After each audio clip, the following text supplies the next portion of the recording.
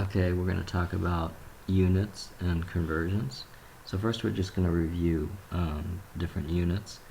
So units are basically those measure units that you've learned all your life.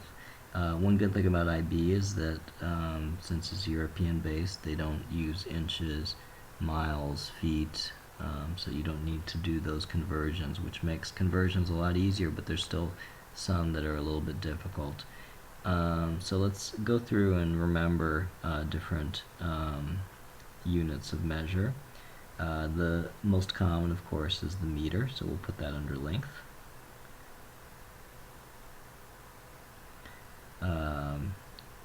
What else? How about centimeters? How about millimeters?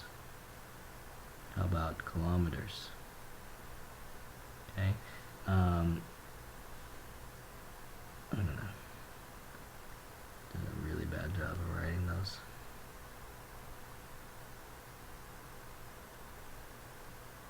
Okay, now remember that K is kilo, which means 1,000. M is milli, which means 1,000ths, 1 over 1,000. And C is centi, which means 1 over 100. Okay. What about area? Area is just like meters squared, or centimeters squared, or millimeters squared, or kilometers squared. Okay, volume would just be meters cubed, centimeters cubed, millimeters cubed, kilometers cubed.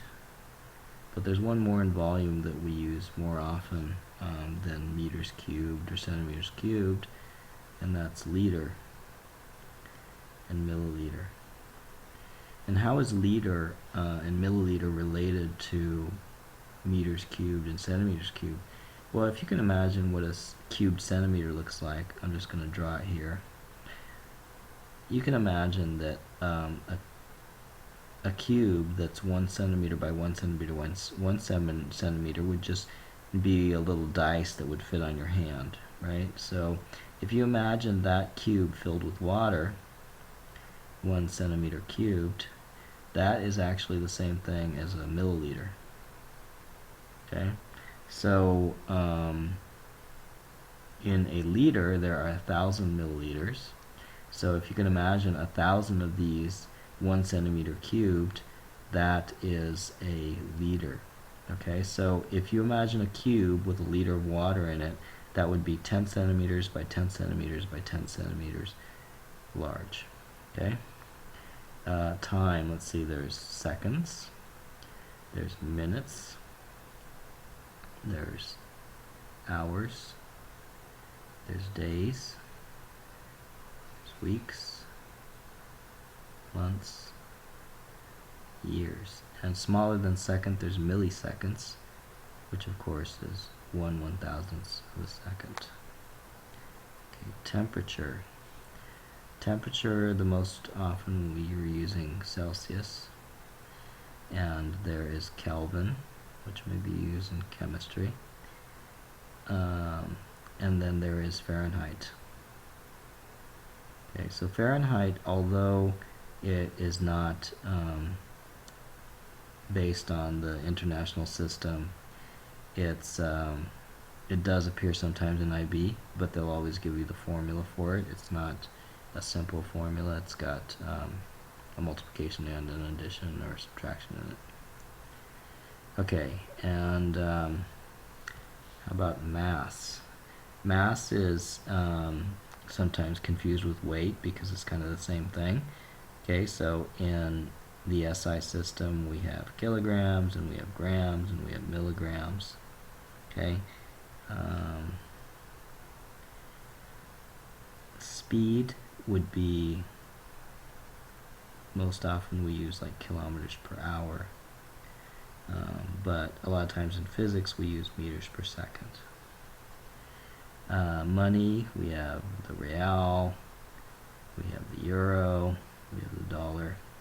Okay, So now let's talk about converting between these kind of units. Okay, so we'll start with a simple example first, and I'm going to show you the way that I would like you to do, especially complex conversions, so that you avoid any confusion about what goes in the numerator and what goes in the denominator.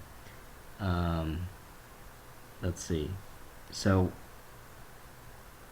remember that whenever you're converting an expression from one form to another, the only legal things you can do are to multiply by 1 or to add 0.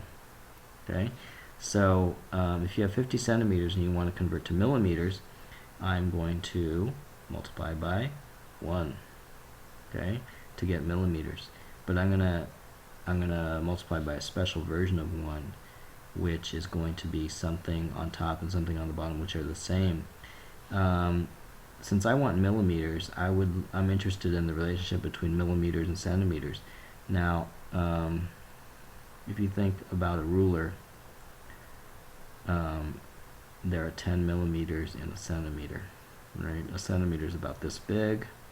A millimeter is like 10 divisions of this, right? So 10 millimeters in 1 centimeter. So if I put 10 millimeters in 1 centimeter on the top and the bottom of a fraction, that's going to be the equivalent to 1 because they're equal to each other, right? So, so in this case, I'm going to put the centimeters on the bottom and the millimeters on top, and I'll tell you why in a minute. Okay, so now I'm going to multiply this out, and when you multiply units, they are just like numbers where you can cancel them out and square them. Okay, so since I have luckily put the centimeters on the bottom here, I can cancel it out with the centimeters that are on top here. Okay, so that worked out well. I got rid of the centimeters, and what's left? Millimeters, which is what I wanted. Okay, so the units part of it, I cancel out the centimeters. I'm left with millimeters. I'm going to multiply the 50 times 10, and I get 500. So in 50 centimeters, there's 500 millimeters. Now that's kind of a trivial example, and probably you're going to say, I don't want to do that in so many steps. I'm just going to do it in my head. Okay, that's fine. But sometimes you have like this, 120 kilometers per hour, and you want to change that to meter per second. That's kind of hard to do in your head. That's kind of hard to memorize the factor for, and I don't want you to memorize the factor for that, okay? Because you can convert this always just by multiplying by different forms of 1, okay? And so basically we need two relationships. We need a relationship between kilometers and meters, okay? So how many meters in a kilometer? Well, when we're writing this out, we know that there's 1,000 meters in a kilometer, right? Kilo is 1,000. And then how many seconds in an hour? Well, we don't exactly know how many seconds in an hour unless you're, used to doing physics problems. But so in 1 hour there are 60 minutes. Everybody knows that. In 1 minute there are 60 seconds. Everybody knows that. Okay. Now we're gonna just multiply by 1 3 times here to get meters per second. First expression is going to be 1 kilometer and 1,000 meters, each in the numerator and the denominator. Which one are we going to put in which? Well, I'm going to put the kilometer in the bottom and the 1,000 in the meter, and you're going to see why in a second. Okay. When you multiply out the kilometers, you want them to cancel out. So I canceled them out by putting the kilometers in the bottom. If I put the kilometers in the top, then it just would have squared and become a big mess. Okay, so now I'm left with meters here, which is exactly what I wanted in the numerator. In the denominator, I want seconds, and right now I have hours. So the first thing I want to do is get rid of hours. To get rid of hours, I want to put hours on top. So I'm going to use this relationship, 1 hour equals 60 minutes. I put 1 hour on top, 60 minutes on the bottom. The hours cancel out. 60 minutes is left on the bottom. Okay, in the third number, I'm going to use the relationship between 1 minute equals 60 seconds. And I will put 1 minute on top and 60 seconds on the bottom, so the minutes cancel out. Okay, the numbers don't. Okay, so I'm left with seconds on the bottom. That continues here. Now I just need to figure out the numbers. So that would be, I'm going to use a calculator, 120 times 1,000 divided by 60 divided by 60. Okay, and that would be it would be 3, it says 3.33 times 10 to the first, which is the same thing as 33.3. Okay, I think that this, I forgot to change the mode to regular. It's in scientific notation, that's why it showed it that weird way. So it's actually 33.3 meters per second. Okay, now I'm going to convert Japanese yen to reais, and I have two relationships to work with. I have the relationship between Japanese yen and a dollar and reais. Okay, so the first thing I'm going to do is I'm going to multiply Japanese yen by something that is actually 1. It's going to be this relationship, 1 on the numerator, 1 on the denominator. Which one should I put where? Well, if I want to cancel out Japanese yen, I'll put it on the bottom. The dollars I'll put on top. Okay, so I'll put $1 on top. I'll put 1.23 Japanese yen on the bottom. Those cancel out, and I'm left with the dollar, and I have 1 on top, 1.23 on the bottom. Now I'm going to have to multiply by another expression that's equivalent to 1. Now I want to get rid of the dollar because what I want in the end is reais, remember. So I'll put $1 on the bottom, and I'll put 236 reais on top. Now the dollars cancel out and the reais are left. Okay, and to see what this is equal to, I'm going to use the calculator. So 1,000 Japanese yen times 2.36 divided by 1.23 gives me 1,918. Whoops. Let me write out here. 1,918.699.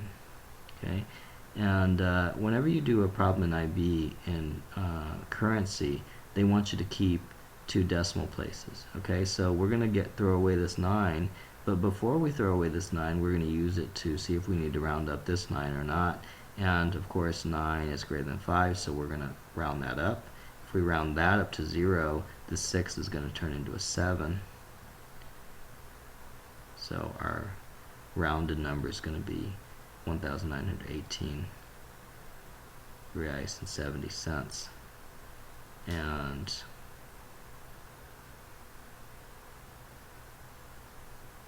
okay, you know what I did wrong here?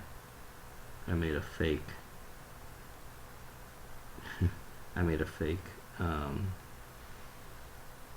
conversion between dollars and Japan yen, and it's totally wrong. It would be 123 Japan yen to a dollar, so actually it's not 1.23, it's just 123. Okay, so it'd be 123. 1 Japanese yen is more like 1 cent than a dollar, so that's why it's such a big factor. Okay, so when we multiply this out now, it's going to be 1,000 times 2.36 divided by 123. So actually 1,000 Japanese yen is going to be not 1,918, it's going to be 19 reais and 1.869 cents, and we only want the first 2 cents digits here. So we just look at the 6. Does the 6 round the 8 up? Yes, it does. So the answer is 1919 reais. Okay, so that's more like it. 1,000 Japanese yen is about $10, so that would give us 19 reais. Okay.